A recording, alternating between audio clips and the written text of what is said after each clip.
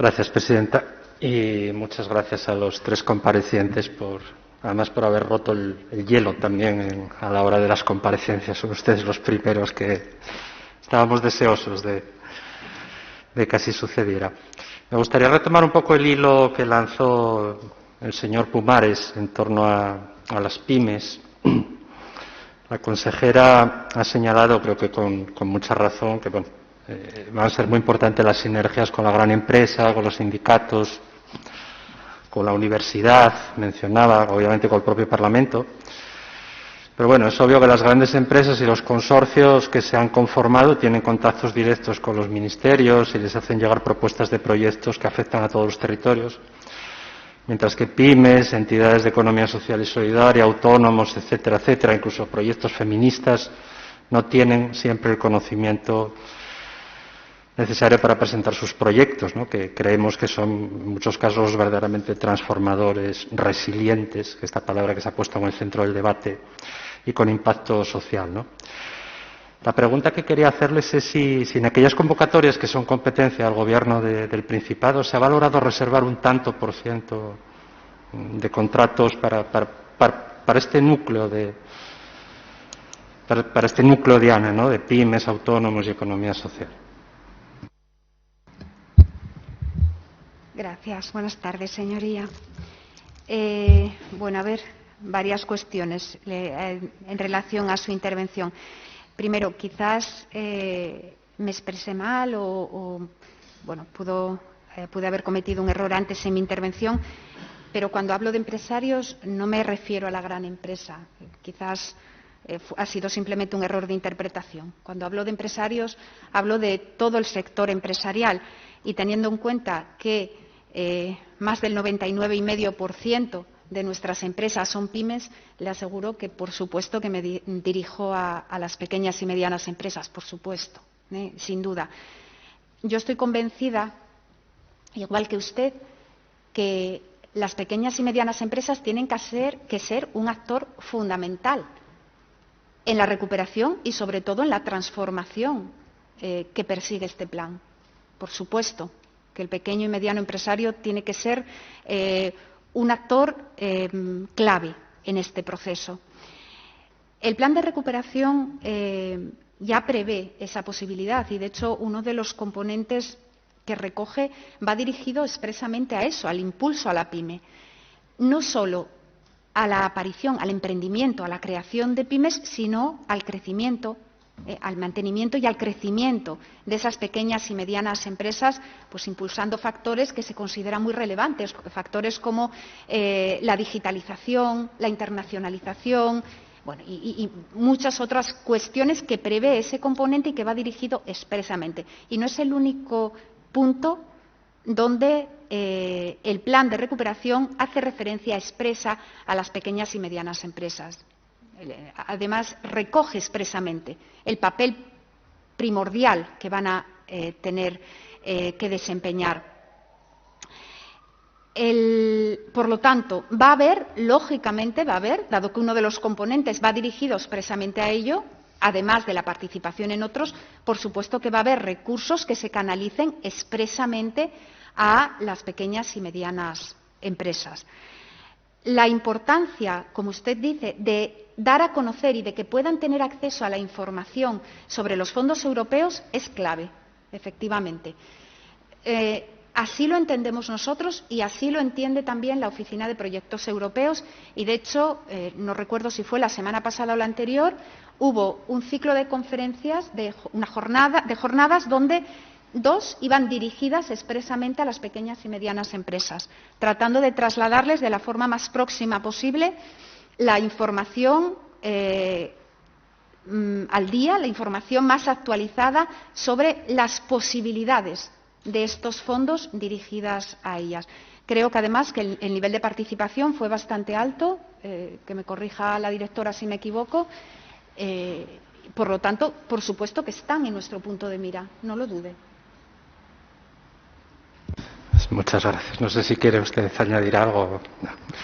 Bueno, centrándonos en el plan y mencionadas estas 10 palancas, ¿no?, que hemos puesto un poquitín sobre la mesa, cotejando las 10 palancas del plan con los sectores que usted ha mencionado, economía circular, los 6 sectores fundamentales que se llevaban el 90% del grueso, ¿no? Si no he copiado mal, economía circular, almacenamiento energético, toda la cultura nueva del hidrógeno, digitalización, competitividad y sostenibilidad y energías renovables. Es cierto que usted mencionaba otras 19 áreas.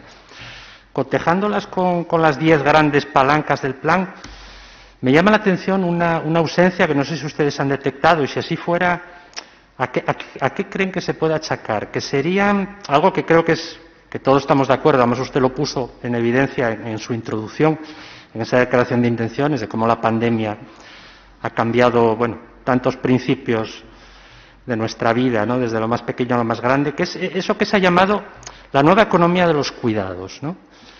No sé si han detectado ciertas ausencias o ciertas fallas en los proyectos que han llegado a su consideración. Me gustaría que habláramos, si es posible, un poco de este asunto. Gracias. Bien, fíjese, antes de darle la palabra a la directora de la oficina, porque es ella la que tiene información más detallada acerca de la visión global de cuáles han sido esos proyectos. Una matización. Los proyectos que se han analizado han sido, en este primer corte, proyectos de carácter privado. Quiero decir que es verdad que vamos a tener una visión mucho más completa cuando añadamos los proyectos de naturaleza pública que incorporemos y que ahora estamos recopilando, ¿de acuerdo? Y que vamos a abrir esa herramienta para recopilar también ese tipo de proyectos, aunque alguno hemos recibido, es verdad, pero ahora queremos hacerlo de manera explícita.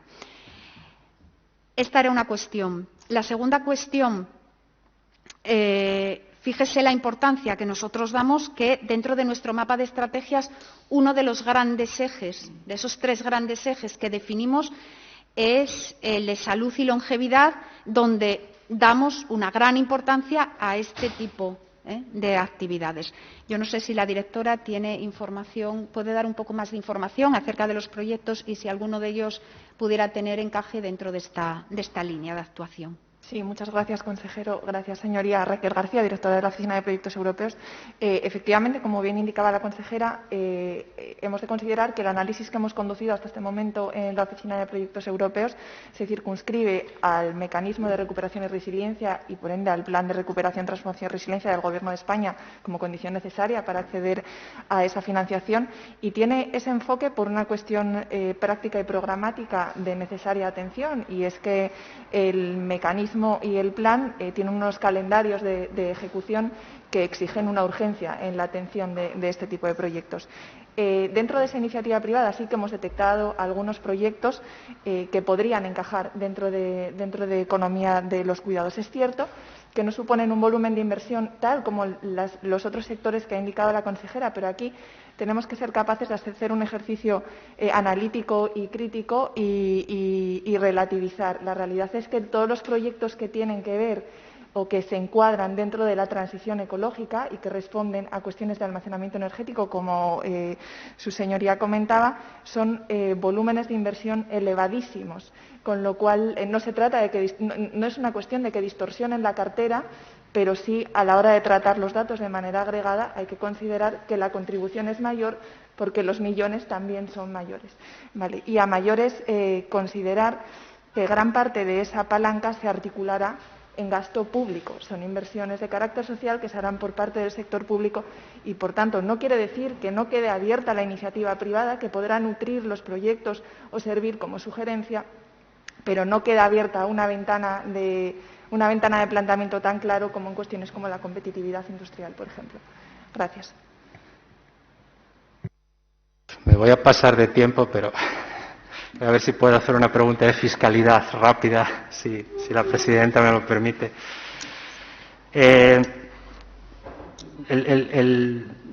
España tiene unos ingresos públicos inferiores a la media europea y un gasto público también inferior a la media europea, e invierte menos que la zona euro en el estado de bienestar, ¿no? Con este marco fiscal, Hacienda, el Ministerio, coordinará el componente 27, que son medidas y actuaciones de prevención y lucha contra el fraude fiscal, el 28, adaptación del siglo XXI a la realidad del sistema impositivo, y el 29, mejora de la eficacia del gasto público. Mi pregunta era si desde la Consejería se ha propuesto algún proyecto concreto en relación con alguna de estas materias y, de ser así, ¿en qué consiste la gestión de los componentes 27, 28 y 29? Señoría, voy a tratar de contestarle de manera lo más breve posible, porque lo que ha hecho ha sido dejarme a mí fuera del tiempo. Bueno, efectivamente, incluye esos tres componentes, como usted dice. Si usted, que estoy segura, ha revisado con detenimiento ese plan de recuperación, verá que lo que se incluyen ahí son reformas, no son inversiones sino reformas, porque al fin y al cabo lo que plantean son pues medidas que implican modificaciones, muchas de ellas normativas, pensando en, y no sé si me acordaré de la literalidad del plan, pero pensando en desarrollar un modelo tributario más solidario, progresivo, justo. Creo que son esos los adjetivos que utiliza. Yo, si me lo permite, ante esa definición, ante esa premisa básica, no puedo estar más en acuerdo. Lograr un sistema financiero de ese tipo. Y plantea medidas de prevención y lucha contra el fraude, además de otra serie de medidas tributarias. Una de ellas puesta en marcha hace tan solo unas semanas, que fue la creación de ese comité de expertos para la reforma fiscal. Nosotros llevamos poniendo en marcha medidas que logren esa prevención y lucha contra el fraude desde hace tiempo. Es una política ya consolidada. La reforma fiscal en nuestra región, yo siempre digo que no hay un modelo fiscal perfecto y que cualquier modelo fiscal tiene que ser objeto de revisión, pero dentro del marco general, que precisamente es el que ahora se está poniendo, está entrando dentro de un proceso de cambio y de modificación. Por lo tanto, yo siempre sería muy prudente desde el punto de vista de la Administración territorial cuando previamente se está planteando a nivel nacional una serie de cambios de modelo. Espero con cierta ansiedad las conclusiones de ese comité de expertos, porque yo creo que puede dar lugar a reflexiones importantes que podemos hacer también en esta Cámara.